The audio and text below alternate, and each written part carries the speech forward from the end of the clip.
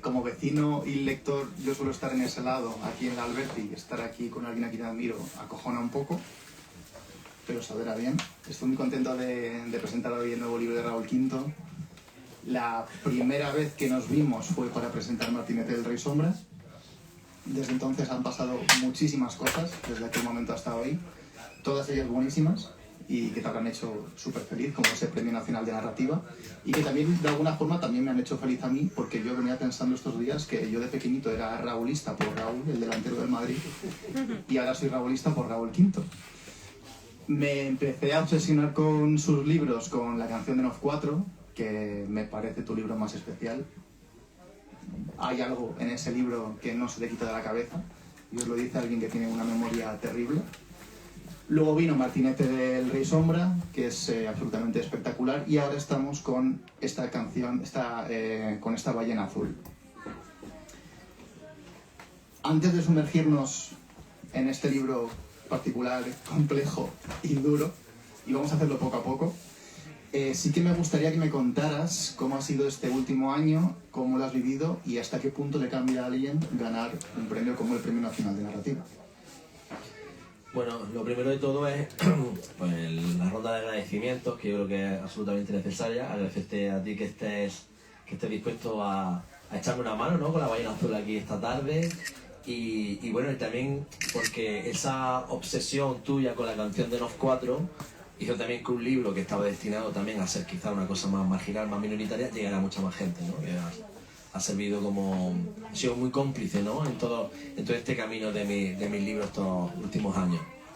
Agradecerle a la librería Alberti, ¿no?, que me acoja, a mí y a mi ballena azul, muchísimas gracias. Y por supuesto a los que habéis venido, habiendo un puente y tantas posibilidades por ahí fuera, ¿verdad?, que estéis aquí compartiendo conmigo, me parece algo siempre que hay que celebrar y que agradecer. Y celebrar y agradecer también un poco lo que llevo haciendo cerca de un año, ¿no?, que es cuando, desde lo del Premio Nacional, toda la historia, digamos, relacionada con Martinete del Rey Sombra ha sido un asombro continuo, ¿no? Es decir, yo me he ido llevando sorpresas, la cosa ha ido creciendo y creciendo de número de lectores. Me dieron el premio Cálamo, Otra Mirada, después el premio de la crítica. Todo aquello me parecía absolutamente inconcebible, pero estaba pasando.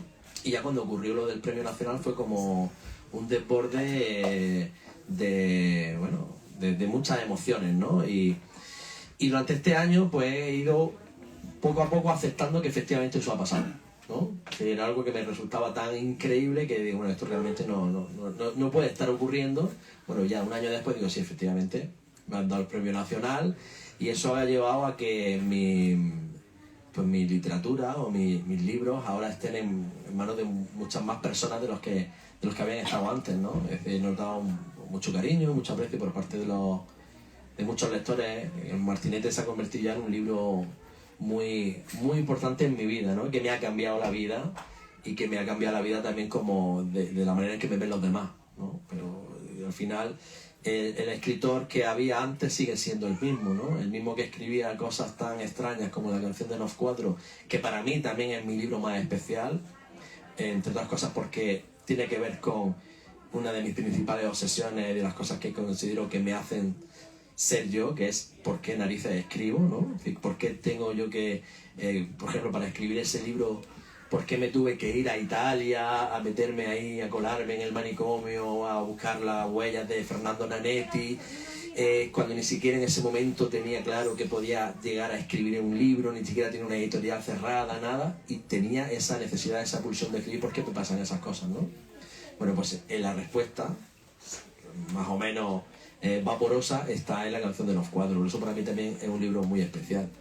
Pero claro, yo soy un tipo de escritor que vengo del mundo de la poesía y que para mí la parte de todo esto hay un engranaje, ¿no? Hay una maquinaria muy importante alrededor de los libros, hay una industria, hay un público, hay un mercado, pero a mí siempre lo que más me ha interesado, con lo que a mí me ha movido a la hora de escribir, es la parte de la escritura, ¿no? Y lo que supone eso también de reto personal, ¿no? y de viaje propio enfrentarme a determinados temas con determinados textos y buscar determinadas formas y determinadas experiencias que me provoquen a mí a la hora de escribir, ¿no? Y eso lo he hecho siempre. Lo que ha cambiado con esto del martinete de Rey Sombra es que ahora hay más gente mirando esas cosas que hago, ¿no? Por lo tanto, también hay más gente dispuesta a decepcionarse o dispuesta a decir, bueno, que esto no es lo que yo esperaba. Pero claro, eso es algo que se me escapa a mí. Es decir, hablaremos ahora de la ballena azul respecto a lo que es el martinete del Rey Sombra, que es un salto hacia otro lugar.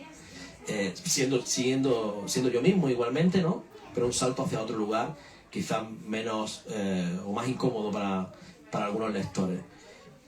Pero yo siempre digo que yo no soy responsable de las expectativas de los demás. Y ahora probablemente se haya generado más expectativas en torno a mi obra de la que había antes, pero eso es algo que se me escapa a mí, se escapa a mi control, ¿no?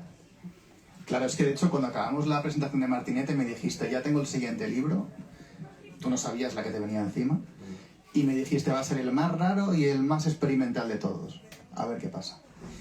Y luego has dicho muchas veces en entrevistas que cada libro tuyo es un salto al vacío, y este claramente es un salto al vacío. Ahora que ya sabes lo que le gusta, lo que le puede gustar a tus lectores, ¿vas a seguir saltando al vacío o vas a continuar el camino de Martinete? Es que insisto en lo que he dicho antes, ¿no? Para mí los alicientes que yo haya podido tener antes para no saltar al vacío, el Martinete del Rey Sombra ya fue un salto al vacío. Martinete del Rey Sombra es un libro que no se debería haber escrito así. Si tú coges cómo hay que escribir una novela sobre un tema histórico, no hay que escribir como yo escribí Martinete. Yo escribí una cosa también a mi manera. Lo que pasa es que ahora parece como que ha cuajado la cosa, ha funcionado, ha sido refrendada por premios, la gente lo está leyendo y parece como que es natural que ese libro tuviera que funcionar. No tenía por qué haber funcionado, ¿vale? Y sin embargo funcionó. Y funcionó haciendo aquello que no se debía hacer. Funcionó saltando al vacío. Entonces yo no tengo ningún tipo de necesidad tampoco de adaptarme a esas exigencias que además son como bastante mentirosas en sí mismo, ¿no? Porque nada me garantiza a mí que si hago un Martinete 2.0 vaya a funcionar, vaya a ser, la gente lo vaya a coger de la misma manera, porque es que no funciona así.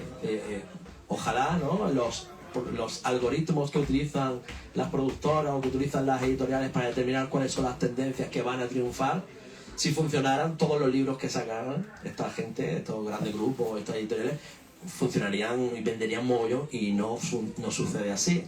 Éxitos editoriales o que atraen a muchos lectores aparecen de vez en cuando y por motivos insospechados. Y a veces mira, estoy viendo por ejemplo ahí a la fotografía de David Duclés. El libro de David Duclés también es una cosa antinatural, ¿no? Que haya triunfado y sin embargo ha conectado, ha dado en la tecla y está arrasando, ¿no? Pero esas ingredientes que se supone que debe tener para que triunfe, pues probablemente no los tenga, y sin embargo, ¿vale?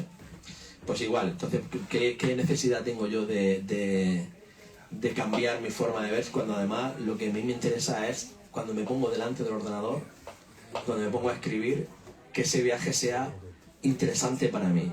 Y luego resulta que a lo largo de mi trayectoria me he encontrado cómplices al otro lado, gente que también le interesa ese tipo de experiencias y que también, bueno, pues me leen precisamente porque soy distinto, digamos, ¿no?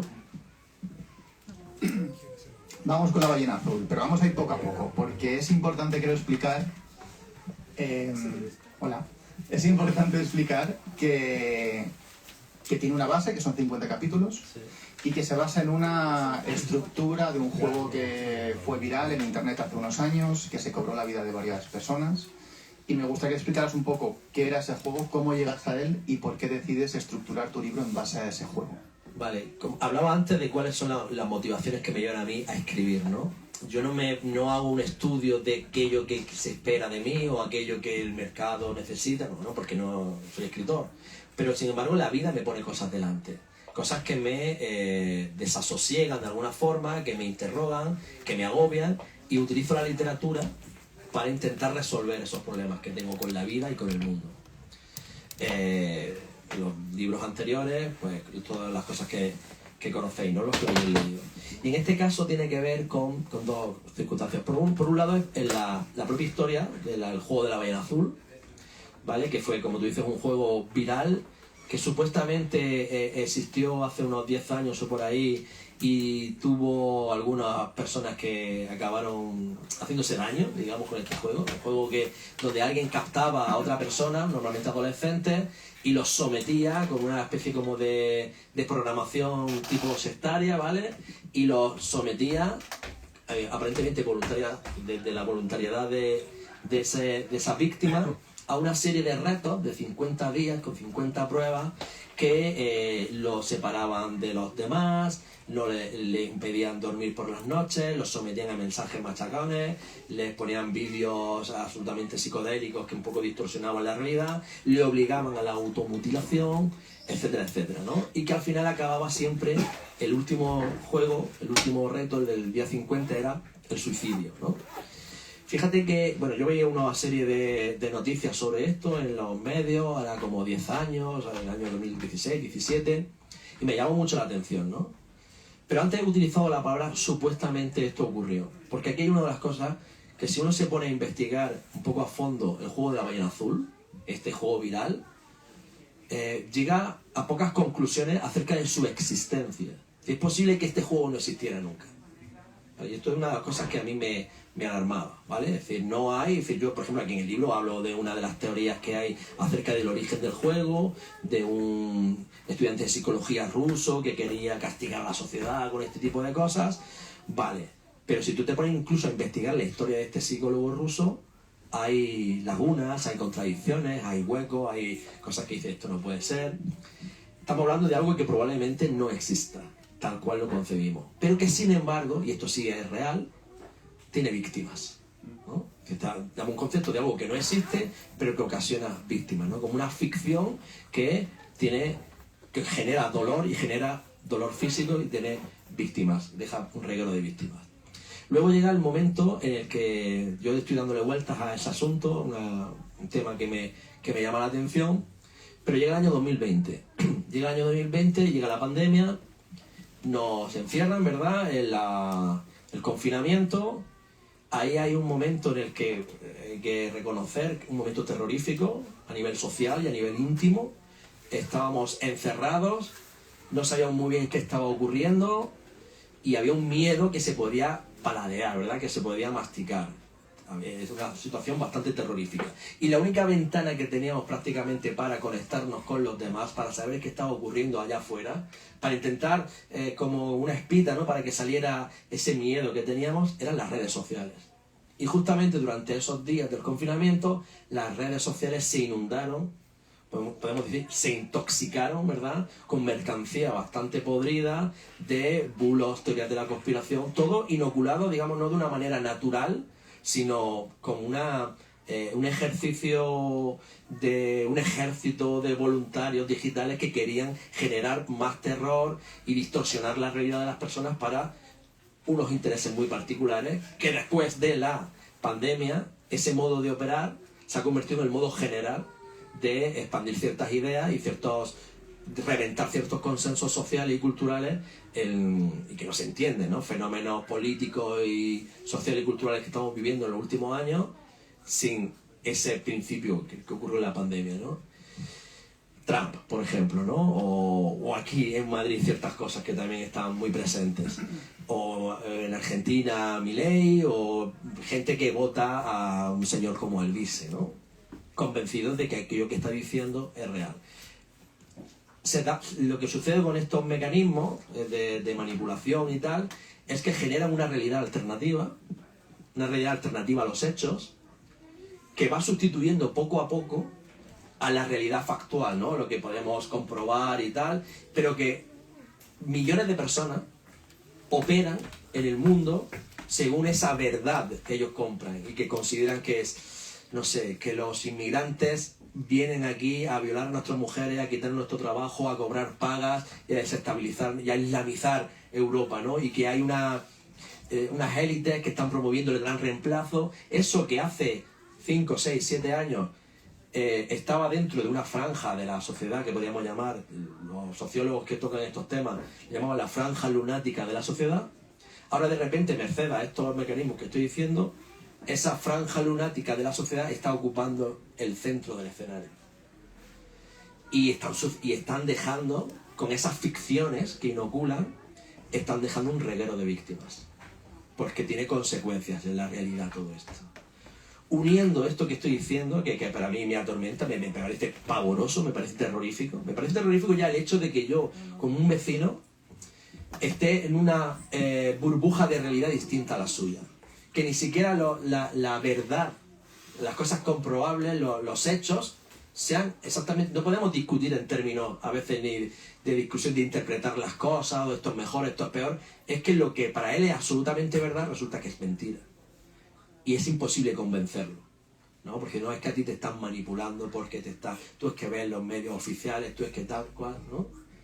Y entonces eso genera impacto en la sociedad, está transformándola, nos está separando a algunos de los otros y está generando víctimas, está generando un sufrimiento, empezando para esas mismas personas.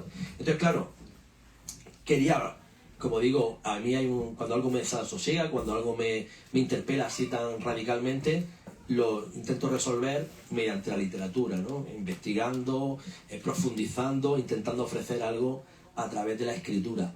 Y ahí es donde se plantea este libro de la ballena azul, donde el libro se estructura en las 50 pruebas.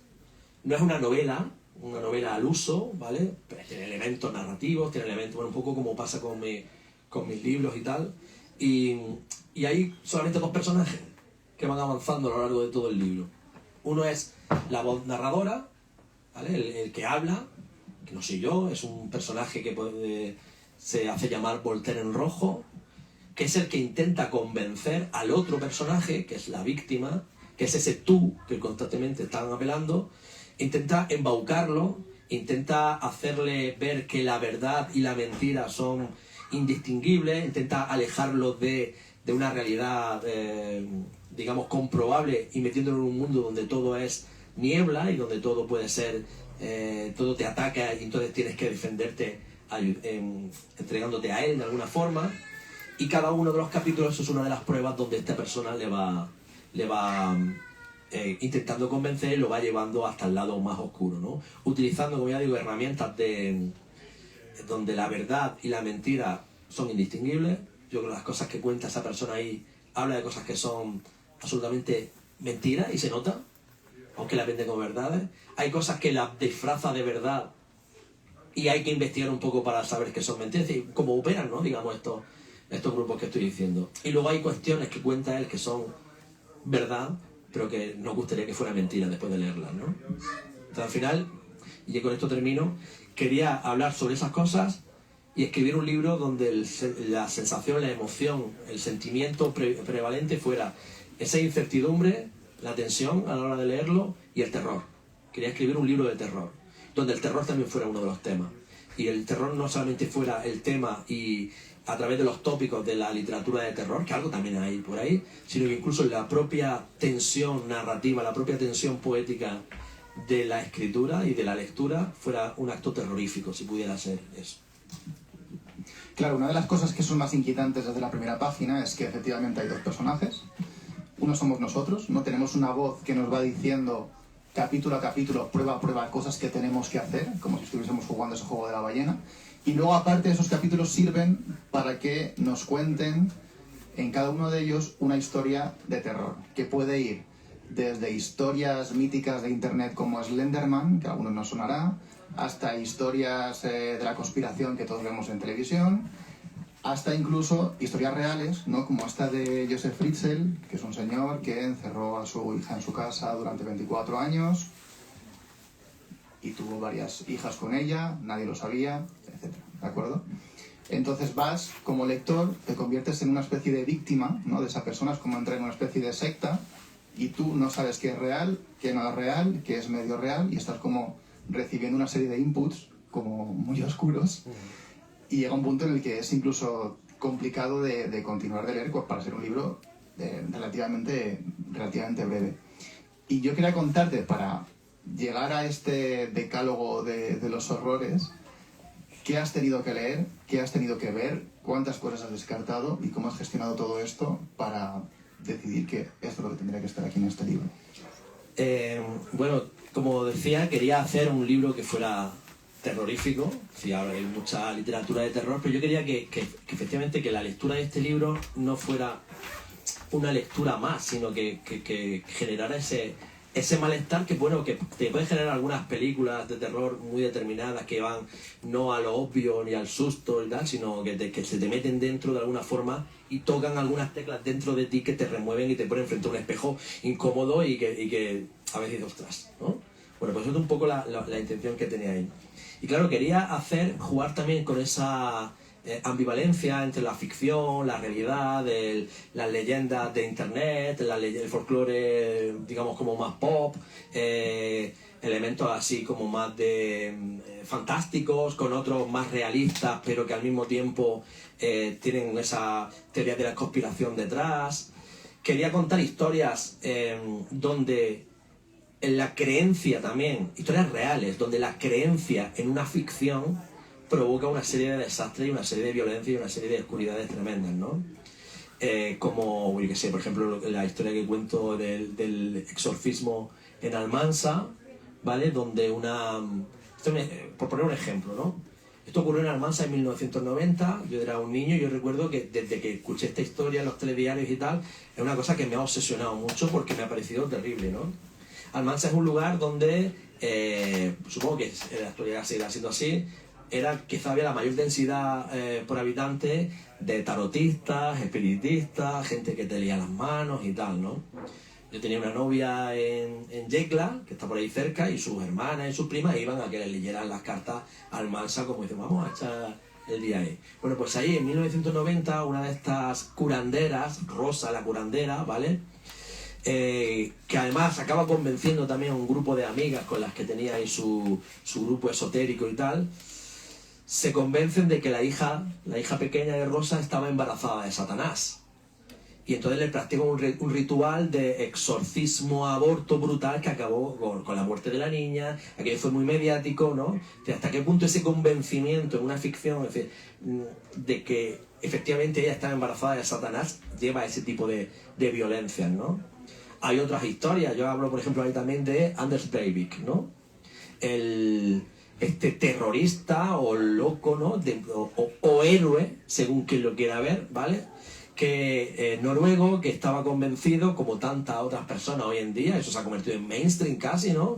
De la teoría esta del gran reemplazo y de que efectivamente había unas élites progresistas en Occidente que estaban inoculando el Islam y que estaban pervirtiendo la raza blanca y que eso iba a acabar con la civilización occidental tal y como la conocemos.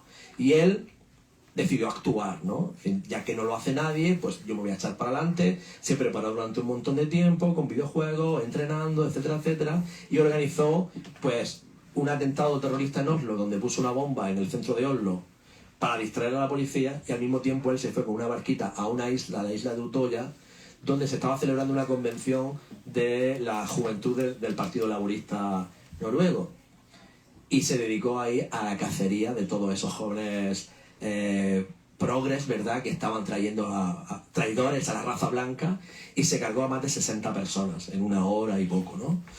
Y él lo hizo convencido efectivamente de esa ficción y dejaba un reguero de cadáveres tremendo, ¿no? Esas ideas que llevan a ese punto ahora se están convirtiendo ya no son ideas de un loco, ahora son ideas que se promueven desde Parlamento, que hay gente que está con esas ideas que está llegando al poder en determinados lugares o que aspira a llegar al poder de una manera clara, ¿no? Pero, lo cual es terrorífico. Entonces, claro, todo ese tipo de historias yo quería... Ahí me he tenido que meter en lugares muy oscuros y ponerme en una especie como de traje, como una EPI de estas, ¿no?, que llevaban en la época del COVID y tal, para intentar no contaminarme de eso, pero claro, también hacía cosas que digo, ostras, ¿cómo estabas, no? Me ponía a ver películas de terror todas las noches, cuando se acostaba mi familia y tal, me ponía a ver pelis de terror para coger ideas, para coger tonos, para estar sintonizado a esas sensaciones que quería provocar. Entonces, claro, yo me estoy en una época teniendo muchas pesadillas, pasándolo regular, ¿no? si queréis cuento incluso una anécdota con esto para que veáis el estado de sugestión y de malestar que tuve, gustoso de alguna manera, ¿no? Porque era como... Te iba a decir que espero que te haya merecido la pena, por lo menos. Bueno, sí, porque ha salido el libro que quería escribir, Vale. ¿sabes? Pero yo estaba de noche en mi salón de mi casa con la luz apagada, viendo la tele, ¿vale? Una película japonesa, que también hablo de ella en el libro, que se llama Kairo, que recomiendo muchísimo, ¿vale? Me ponía a verla de noche porque, claro, yo tengo niños pequeños y no era conveniente que los niños vieran determinadas cosas, ni vieran a su padre tampoco viendo determinadas cosas, ¿no? Que me gusta que mis hijos piensen que su padre es un tipo normal, ¿no? Dentro de lo que cabe. y bueno, Kairo es una película que tiene mucho que ver también con lo que habla este libro. Habla de Internet, ¿no? Ya sabéis que a finales de los años 90, a principios de los años 2000, los japoneses, ese terror japonés que ya de por sí es bastante chungo, ¿no? De poner un poco contra las cuerdas, empezaron a hacer películas de terror, digamos que diríamos de terror tecnológico, ¿no? La más famosa quizás es la de Ring, aquella que con un vídeo de VHS era maldito, te salía la chica esta de la tele, te acojonaba, ¿no? Bueno, pues digamos, el monstruo aparecía a través de Internet. La gente muy tocada, muy destrozada, muy deprimida ahí en Japón, muy sola, se conectaba a Internet como intentando buscar una especie de salida, de acompañamiento, lo que sea. Es verdad que era un Internet muy primitivo, de estos que te enganchabas con el cable a lo del teléfono, ¿verdad? Entonces daba un poco menos de miedo porque los fantasmas no venían por el wifi, venían por el cable, entonces por el cable no pasa nada, ¿no? Entonces se conectaban ahí y de repente de la pantalla de la conexión a Internet se materializaba un fantasma ahí en la esquina de la habitación, un fantasma que era simplemente una silueta negra borrosa, que temblaba un poco, y que se quedaba mirando a la protagonista o al personaje y tal, y que avanzaba como muy despacio, ¿no? Ya sabéis los japoneses, esos tempos narrativos que a nosotros nos desconciertan mucho más y Claro, yo estaba viendo eso y estaba pasando auténtico miedo, ¿no? Digo, hostia, qué miedo, a mí me da mucho miedo estas cosas, los fantasmas, los japoneses, todo me da miedo. Y de repente noté la presencia del fantasma en el salón, ahí, donde estaba. Digo, ya está. Digo, ya ha sucedido. Digo, aquí hay dos posibilidades. Digo, voy a mirar y hay dos posibilidades. El fantasma está ahí. O bien, y las dos son malas, o bien el fantasma existe y por tanto aquí se me va a ir mi sistema de referencia de lo que es real, de tal, me voy a volver loco, o si no, ya estoy loco y lo estoy viendo algo que no está, ¿no? Y entonces giré la vista y efectivamente estaba la presencia, grité como un descosido, pero a los segundo y medio me di cuenta de que era mi hija pequeña, ¿sabes? Que va de cama en cama y tal, ¿no? Por las noches, y ostras, pero yo había visto el fantasma, y la sugestión había sido tal, ¿no? El estado, digamos, de que la ficción me había dicho de que esto puede pasar, estás viendo aquí, se te va a aparecer ese fantasma, y yo durante unos segundos, el fantasma existió, ¿no? Ese es el poder que tiene la ficción y la sugestión a través de la ficción, cómo performa la realidad. Y eso en malas manos, como por ejemplo la del protagonista de este libro, puede ser algo terrible. Es que de hecho, lo hablábamos antes, yo a veces tenía la sensación de estar leyendo como un libro prohibido. O sea, yo decía, quien me vea leer esto va a pensar que estoy zumbado, porque es que es muy duro. O sea, realmente es... yo pensaba, Raúl, o sea, ¿qué necesidad tenía de publicar semejante salvajada? Pero luego lo estás pensando y son historias reales que han ocurrido de manera vamos, en nuestro entorno. Entonces, todo esto no es gratuito, hay un mensaje, como estábamos hablando. De hecho, en un momento dado escribes, todo es mentira y todo puede ser verdad, la ficción siempre es real o se hace real a sí misma. Y aquí es ya cuando entramos un poco en ese mensaje sobre cómo la frontera entre la verdad y la mentira está cada vez más difuminada en nuestra sociedad. Y hablas de un término que es la hiperstición. Sí. Que me gustaría que explicaras porque me parece muy interesante. Sí, bueno, la hiperstición es un término que pusieron en juego, bueno, de hecho lo cito por ahí, a un filósofo bastante oscuro que se llama Nick Land, que luego ha ido él y otros compañeros suyos derivando en aquello que se conoce como la ilustración oscura, ¿no? Que además, estos los filósofos de la ilustración oscura es un poco también el background teórico de muchos de los movimientos de extrema derecha que hay ahora mismo, digamos, de los más instruidos, ¿no? Porque muchas veces pensamos que son una pandilla de gañanes que no saben lo que están haciendo, pero en el fondo hay gente con mucha... muy inteligente que sabe muy bien lo que hace y cómo hacerlo. Y esto de hiperstición tiene que ver con eso de cómo una ficción se hace real a sí misma. Mediante la creencia en esa ficción, la ficción se materializa y actúa en la realidad, ¿no? Tal cual, como un efecto tulpa, ¿no? Para que pensaban dentro, digamos, de la filosofía india y tal. Es decir, que podemos materializar el espíritu de aquello que estamos creyendo. Y, por ejemplo, todos esos mensajes lo que he dicho antes, ¿no? El tema de los migrantes, esa construcción del migrante como un ser que tiene ese tipo de actuaciones que no se corresponden con la verdad, pero que se convierte en verdad a través de la creencia colectiva, ¿no? Y entonces, ¿cómo inocular eso? ¿Cómo hacer una especie como de hechizo para hacer posible eso? Eso es lo que hace también muchos de las historias que aparecen aquí.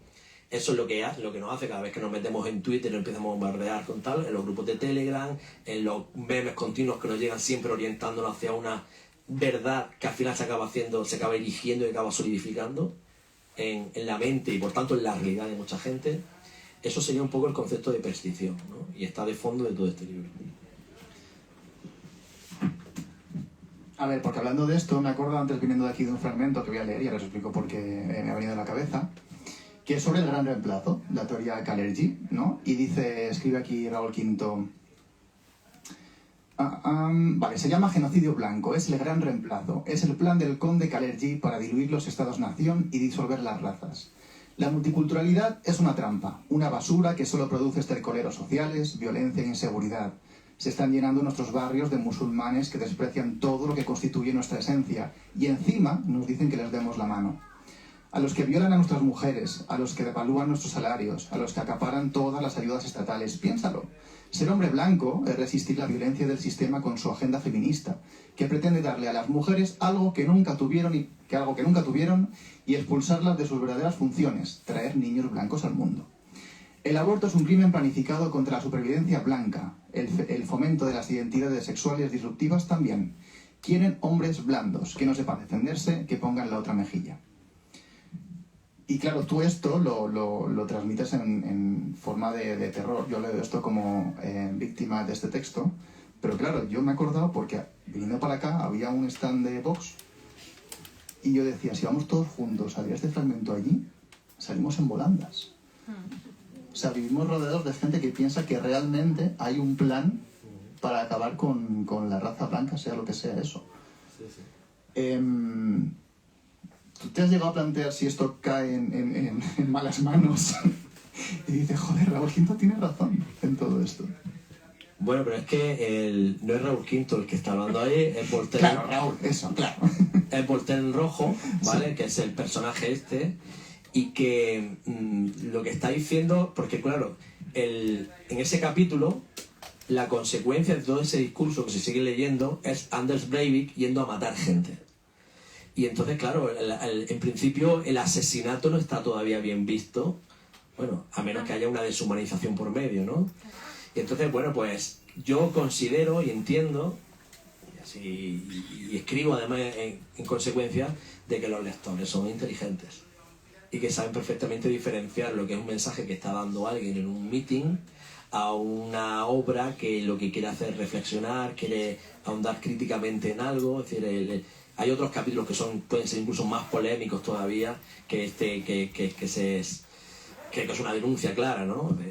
El capítulo que habla del suicidio, por ejemplo, es uno de los que sí tuve una lucha ética conmigo mismo de si debía incluirlo, si cómo debía hacerlo, ¿no?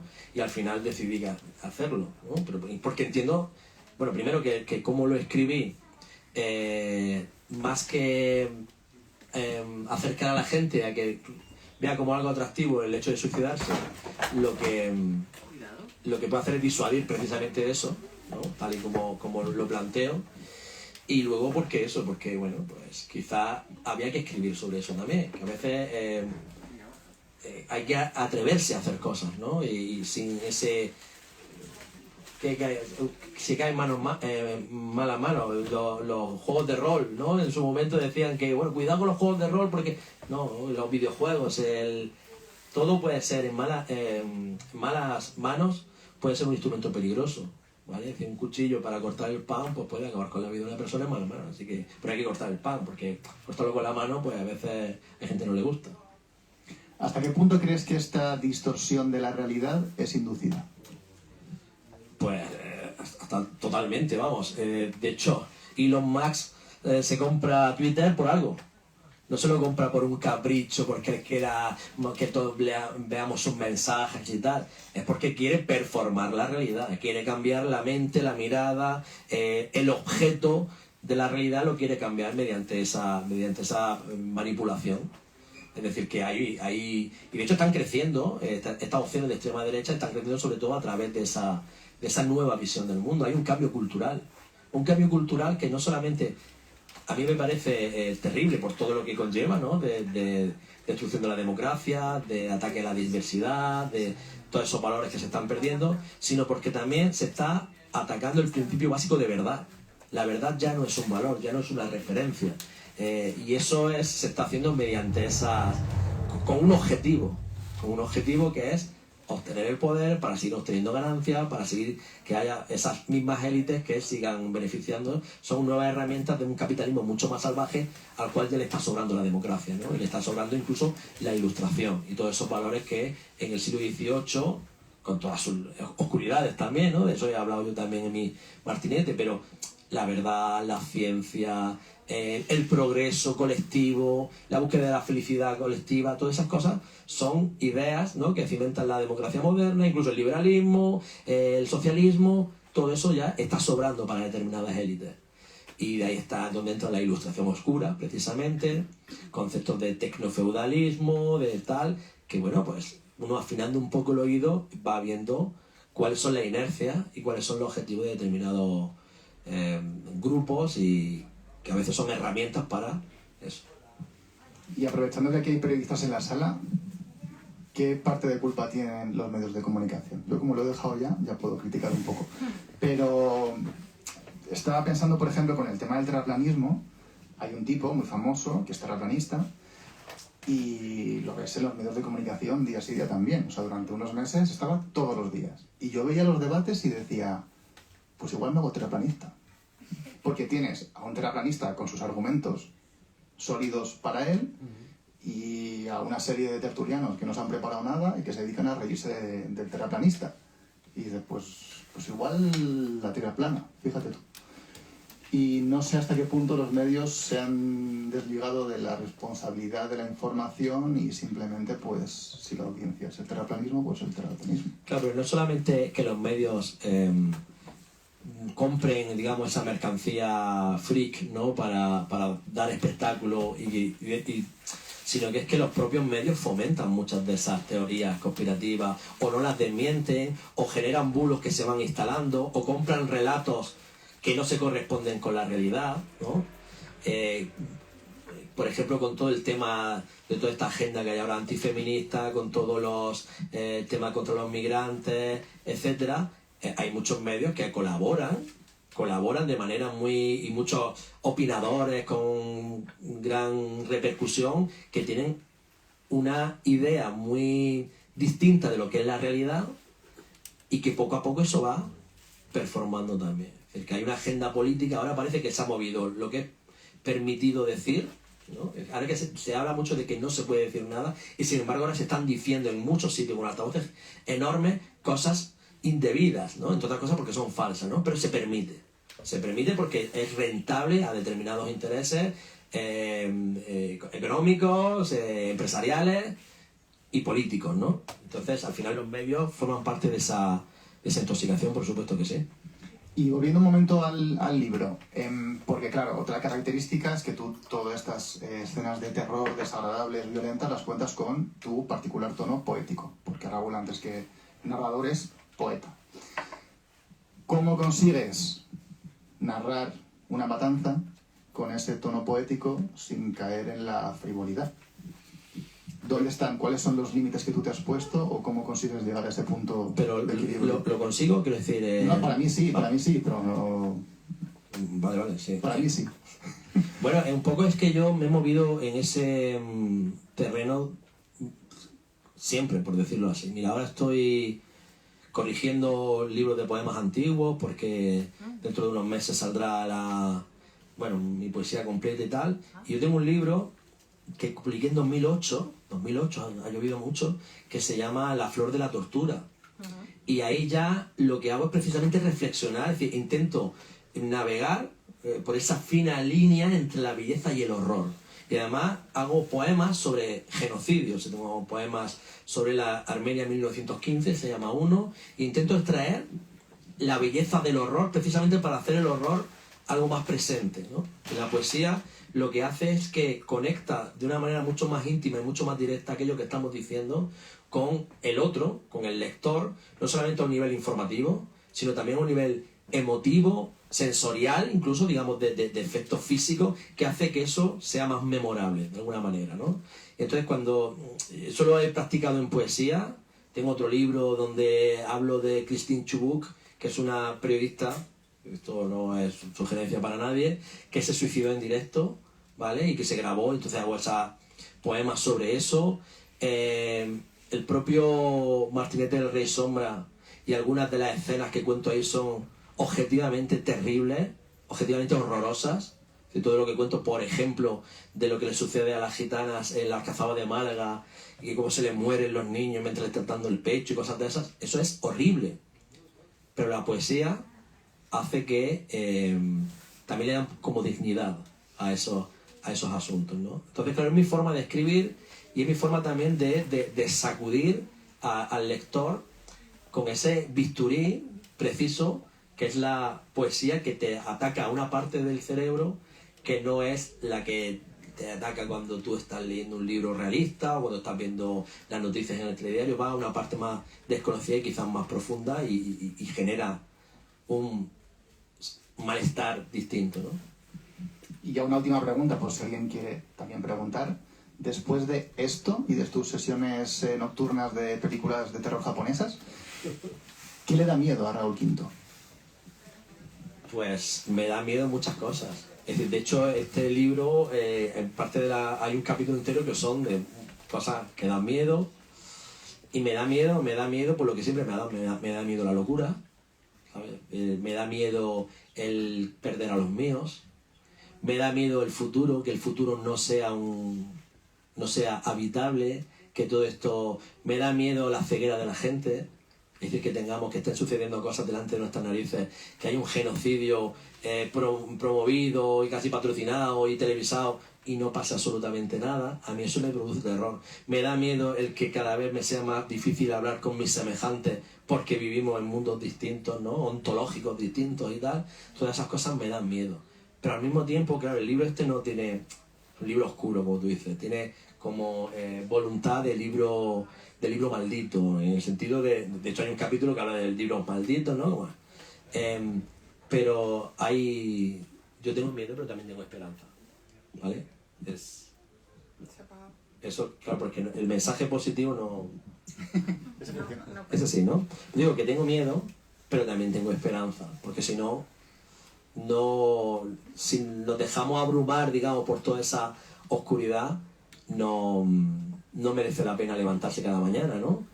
Pero también hay que ser consciente de que la oscuridad está ahí acechándonos. Y eso es un poco también lo que pretende este libro, ser una alarma, estar leyendo como sentado sobre cristales rotos que te están pinchando, pero no para aterrorizarte per se, no es una cuestión sádica, sino una cuestión de... Hay que reenfocar, hay que espabilar, ¿no? Hay un sustrato político, digamos, en la intención del libro. No sé si hay algún fragmento que tengas en mente que te guste leer, así un poco family friendly. Family friendly, poca cosa, ¿eh? No sé, es que hay de todo, claro, porque el libro, para los que no lo habéis leído, tiene como dos partes muy, muy determinadas, ¿no? Digamos, el primer cuarto del libro, que son capítulos además más breves, el primero es, capítulo 0 es es mucho más largo y lo que hace es captar la estrategia que tiene este Voltaire en rojo para captar a la víctima, ¿no? Luego los otros capítulos son muy cortos, más poéticos, podríamos decir, más sensoriales, más atmosféricos, pero luego a partir del capítulo 30, si no recuerdo mal, que aprovechando que las pruebas que dispone el juego de la ballena azul, lo que dicen es, pues levántate a las 4:20 de la mañana y ponte a ver los vídeos de terror que te pasa el curador, ¿no? En este caso Voltaire en rojo, pues yo aprovecho para contar historias de miedo. Entonces esa parte ya es mucho más narrativa y ahí cuento historias y narro, y no sé, a lo mejor podría leer algunas de esas... sí, gracias. Algunas de esas historias, que hay de todo, ¿no? Hay... No sé, creo que no sea muy larga, ¿no? No sé si tienes tú alguna... Bueno, voy a leer esta porque veáis un poco también ciertas cosas. Se llama La voz roja de Dios. Está en la página 99. 4:20.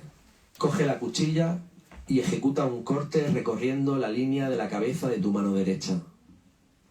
Ahora piensas en rojo, en el color rojo de los estigmas de los santos. Su fe es tan poderosa que reproduce las heridas de Cristo. Un agujero en el costado por el que caben 3 dedos. Una corona de espinas invisible arañando la frente con sus uñas. Los orificios de los clavos como ojos abiertos al infinito. Dios no existe, pero te hace sangrar. Para explicar todo eso está la neuroteología, la ciencia que dice que nuestro cerebro está anatómicamente diseñado para la idea de Dios, o, según una de sus teorías, que Dios reside en los lóbulos temporales del cerebro. Aunque Dios exista tan solo en las palabras y en los ojos. Mira, Michael Persinger lleva toda la vida tratando de explicar lo que no tiene explicación. Ha desarrollado la hipótesis de que el sentido de autoconciencia de los seres humanos se conforma en un juego de espejos y trenzados entre los 2 hemisferios del cerebro. E intentando confirmarlo, ha acabado descubriendo la puerta por la que entra y sale Dios de este mundo. La pura materialización de la mística. Mira bien. Universidad Laurenciana del Gran Sudbury, en Canadá. La idea es introducir al sujeto experimental en la oscuridad de una sala sellada e insonorizada, que actúa a modo de jaula de Faraday para bloquear cualquier tipo de radiación y onda electromagnética artificial. Al sitio lo llaman la cueva de Mahoma. Allí dentro se le coloca un casco con electrodos, cables y solenoides que aplican sobre los lóbulos temporales para producir campos magnéticos sutiles. Primero en uno solo, después en ambos, reproduciendo patrones derivados de la propia amígdala. Y acaba sucediendo algo. Una intrusión, una presencia, algo que está y que no estaba. Algunos ven colores derretidos, escuchan voces u oyen risas, otros no sienten nada. También hay quien siente la presencia de Dios Todopoderoso, quien nota su mirada y su mano posándose luminosa sobre el hombro. Persinger entiende que puede ser el propio yo, escindido por la estimulación electromagnética de los solenoides. Por lo tanto, Dios no sería otra cosa que la disociación del yo mirándose a sí mismo desde dentro del cerebro. O bien puede que haya un parásito que nos vigile desde el interior, taladrando un agujero de gusano entre este mundo y otro. Ni idea. La comunidad científica no termina de aceptar ni los métodos ni los resultados de Persinger, ni mucho menos ese interés suyo por encontrar la ciencia detrás de los dobles soles de Fátima o de los avistamientos de platillos volantes cerca de los bordes de las placas tectónicas. No es serio. Un equipo sueco quiso reproducir su experimento del casco y llegó a la conclusión de que solo tuvieron visiones aquellos que quisieron tenerlas, y que lo que vieron siempre era algo que ya habían visto o imaginado antes, formas relacionadas con su educación religiosa o cultural. Otro equipo holandés sugestionó a decenas de cobayas humanas para que usaran el casco de Dios, y estos vieron ángeles y sintieron la maravilla del otro lado, para después comprobar que los dispositivos de estimulación no habían sido conectados, y que todo no era más que una enorme alucinación provocada por el efecto placebo y el deseo de sentir algo especial. pero Persinger sabe que hay algo. Si el cerebro tiene un área funcional para la experiencia mística, por algo será. Si la fisiología es fruto de mutaciones y adaptaciones evolutivas al medio, puede que aquello sea un vestigio de otra época donde se convivía con lo maravilloso, donde nuestros ojos veían lo que es imposible ver. Una puerta entornada a otra dimensión, una celosía por la que aún es posible asomarse, desde este lado o desde el otro. Bien, quiero que sepas que hay algo, alguien, dentro de ti, que Dios no existe, pero te vigila. Mírate, estás en la cueva de Mahoma, a oscuras, con el casco de Persinger. No hay nada, no ocurre nada. Pasan los minutos y nada, hasta que sí. La oscuridad parece albergar formas y no tener fondo. Es como si estuvieras delante de una gran llanura sin estrellas, con el suelo carbonizado, y en el horizonte se comenzara a dibujar una línea en rojo, como un amanecer extraño y geométrico. Hay una presencia imponente cuya silueta se empieza a definir.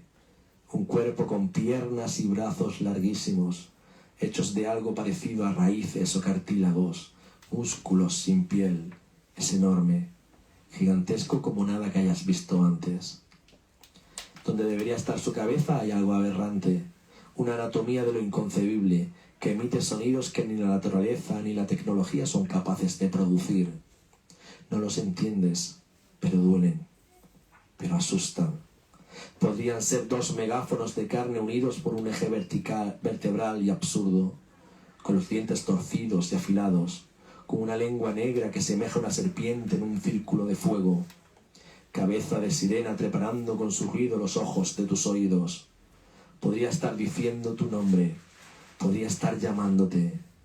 Notas el calor en el cuero cabelludo, sientes el olor a quemado. La criatura se agacha gigante y te coge la cabeza con una de sus manos, fría, húmeda, áspera, y grita. Ruido de demonios aleteando a las puertas del infierno. La alarma del fin absoluto de todos los tiempos. La voz roja de Dios estallando en tu cerebro. Y te lame la cara y ardes. Y así entiendes el secreto, aunque solo sea un segundo y luego se vaya. Alguien ha encendido la luz de la habitación, pero tú estás solo.